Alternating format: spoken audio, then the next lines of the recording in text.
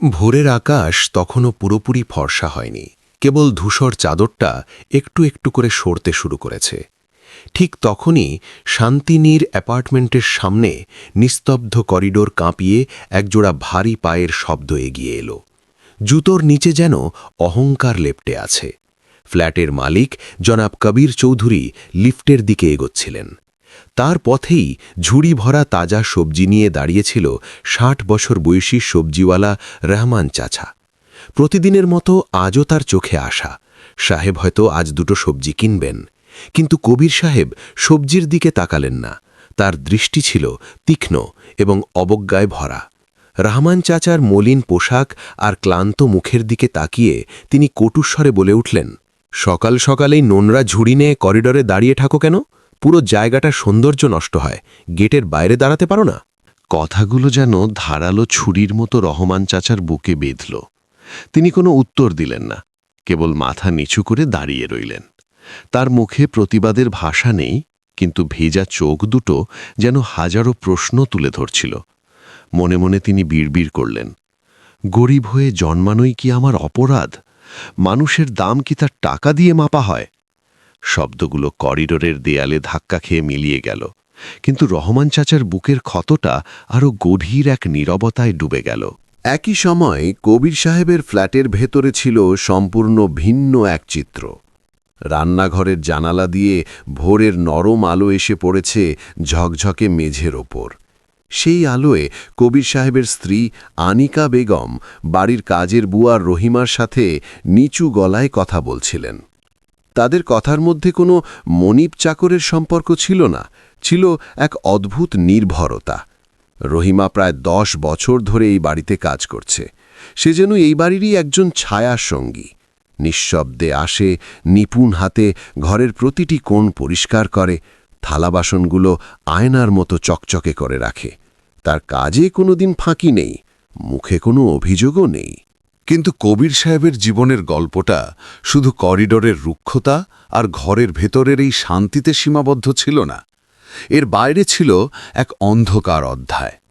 পাশের প্লটের মালিক বিধবা লায়লা বেগমের সাথে তার এক টুকরো জমি নিয়ে দীর্ঘদিনের মামলা চলছিল।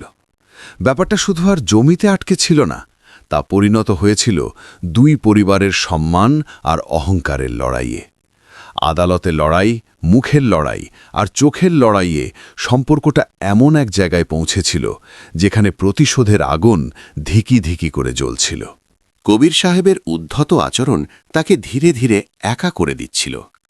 একসময় পাড়ার যে মানুষগুলো তার সাথে হাসি মুখে কথা বলতো, তারা এখন তাকে দেখলে পথ এড়িয়ে চলে।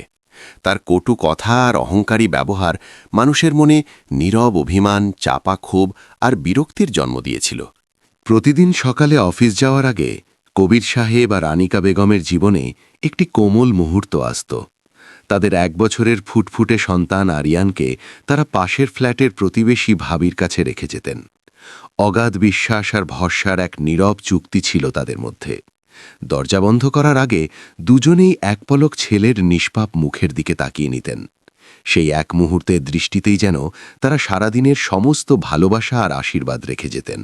একদিন দুপুর গড়িয়ে বিকেল হওয়ার পথে প্রতিবেশী ভাবির বাড়িতে তার এক দূর সম্পর্কের ভাই ১৭-১৮ বছরের চঞ্চল কিশোর শিহাব বেড়াতে এসেছিল। বাচ্চাদের প্রতি তার ছিল অদ্ভুত টান। সে আরিয়ানকে কোলে নিয়ে অ্যাপার্টমেন্টের নিচের মাঠে গেল একটু খেলার জন্যে।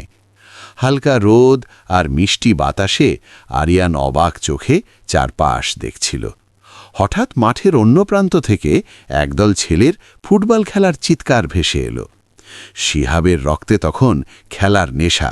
সে ভাবল, ১ মিনিটের জন্যে বাচ্চাটাকে এখানে বসিয়ে রেখে যাই, একটা শট মেরেই চলে আসব। এই ভেবে সে আরিয়ানকে মাঠের কোণে থাকা একটা বেঞ্চে আলতো করে বসিয়ে দিল।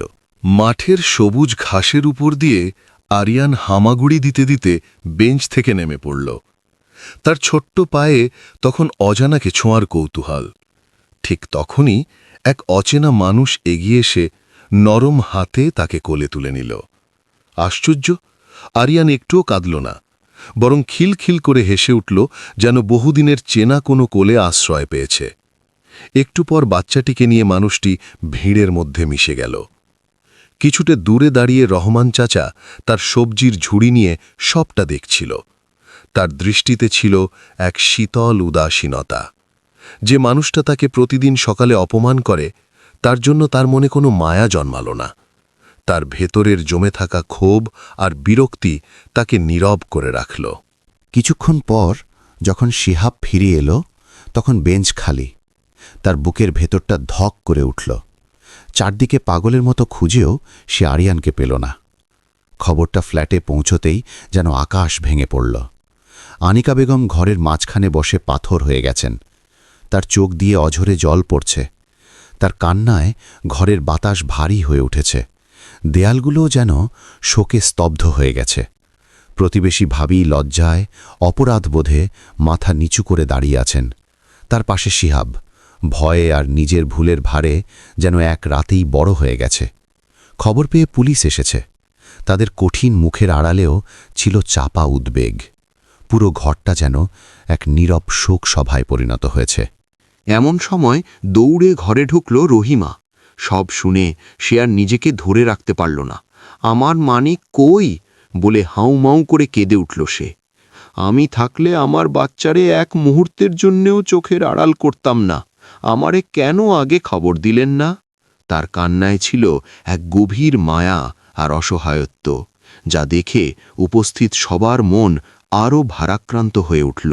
পুলিশ নিচে নেমে দারোয়ানকে নিয়ে সিসিটিভি ফুটেজ চেক করতে গেল।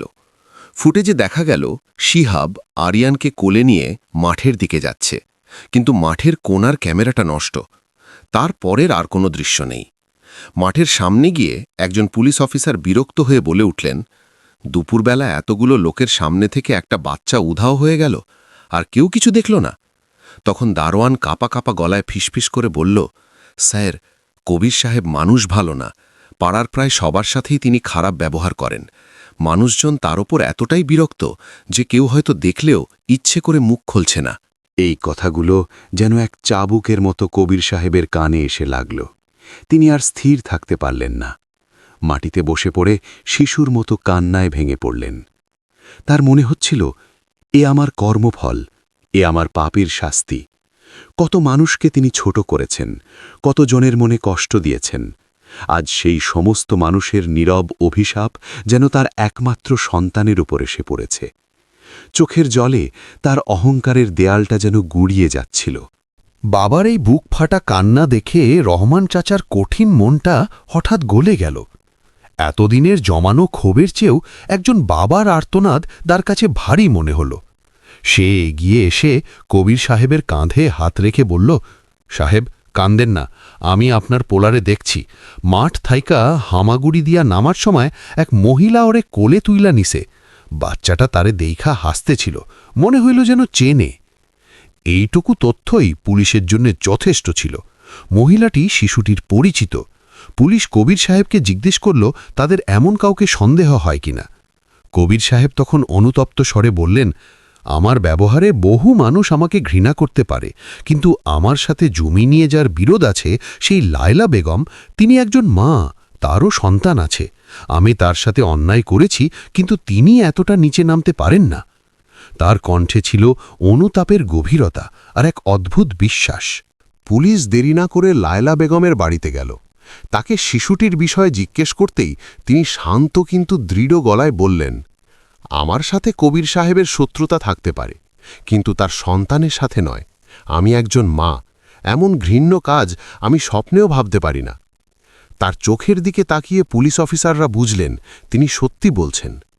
তদন্ত যখন প্রায় অন্ধকারে, পুলিশ যখন ফিরে যাওয়ার প্রস্তুতি নিচ্ছে, হঠাৎ কবির সাহেবের চোখ রাস্তার ওপারিন একটি দৃশ্যে আটকে গেল। তিনি চিৎকার করে উঠলেন, গাড়ি থামাও! গাড়ি থামিয়ে তিনি ঝড়ের বেগে নেমে গেলেন। যা দেখলেন তাতে তার পায়ের নিচের মাটি সরে গেল। রাস্তার ধারে এক জটলার মধ্যে তাদের আদরের সন্তান আরিয়ানকে কোলে নিয়ে ভিক্ষা করছে একজন মহিলা, তাদের বিশ্বস্ত কাজের বুয়া রহিমা। কবির সাহেব পাথর হয়ে গেলেন। তার পৃথিবী যেন এক মুহূর্তে চুরমার হয়ে গেল। যে রহিমাকে তারা পরিবারের একজন ভাবত, সেই রহিমা এই ঘৃণ্য চক্রান্তের অংশীদার। পুলিশ দ্রুত রহিমাকে ধরে ফেলল। কান্নায় ভেঙে পড়ে সে যা বলল তা ছিল আরও মর্মান্তিক। তার নিজের ছোট ছেলেটা থ্যালাসেমিয়ায় আক্রান্ত। তার চিকিৎসার জন্য জরুরিভাবে অনেক টাকা দরকার। মালিকের কাছে চেয়েও পায়নি। তাই সে এক দূর সম্পর্কের আত্মীয়র সাথে মিলে এই পরিকল্পনা করেছে। বাচ্চাটাকে দিয়ে কয়েকদিন ভিক্ষা করে টাকা জোগাড় হলেই সে ফিরিয়ে দেওয়ার কথা ছিল। তার ধারণা ছিল যে বাবা মানুষকে মানুষ মনে করে না, সে সন্তানের কষ্টও বুঝবে না। কবির সাহেব নির্বাক হয়ে দাঁড়িয়ে রইলেন। তার মনে হল আয়নার সামনে দাঁড়িয়ে তিনি নিজেরই প্রতিবিম্ব দেখছেন। তিনিও তো অন্যের কষ্ট, অন্যের প্রয়োজনকে অবজ্ঞা করেছেন। তার অহংকারই রহিমার মতো একজন সরল মানুষকে এমন ভয়ঙ্কর পথে ঠেলে দিয়েছে। আজ তার নিজের সন্তানের গায়ে ভিক্ষুকের পোশাক, আর তার হাতে কোটি টাকা। এই টাকার কি কোনো মূল্য আছে? তিনি আরিয়ানের দিকে এগিয়ে গেলেন। শিশুটি বাবাকে দেখে খিলখিল করে হেসে উঠল, যেন কিছুই হয়নি। সেই নিষ্পাপ হাসির দিকে তাকিয়ে কবির সাহেবের মনে হল এই হাসিটাই পৃথিবীর সবচেয়ে বড় সম্পদ, যা তিনি নিজের কর্মফল দিয়ে প্রায় হারাতে বসেছিলেন। ধন্যবাদ সবাইকে আমাদের ভিডিওটি শেষ পর্যন্ত দেখার জন্য। এই ভিডিওতে ব্যবহৃত দৃশ্যের মতো কপিরাইট ফ্রি দৃশ্য আপনি সম্পূর্ণ ফ্রিতে ডাউনলোড করতে পারবেন আমাদের ভেকটিজি অ্যাকাউন্ট থেকে। লিঙ্কটি ডেসক্রিপশন বক্সে দেওয়া আছে, চেক করে নেবেন। এমন আরও ভিডিও দেখতে চাইলে আমাদের চ্যানেলটি সাবস্ক্রাইব করে আমাদের পাশেই থাকুন। সবাই ভালো থাকবেন, আবার দেখা হবে পরের ভিডিওতে।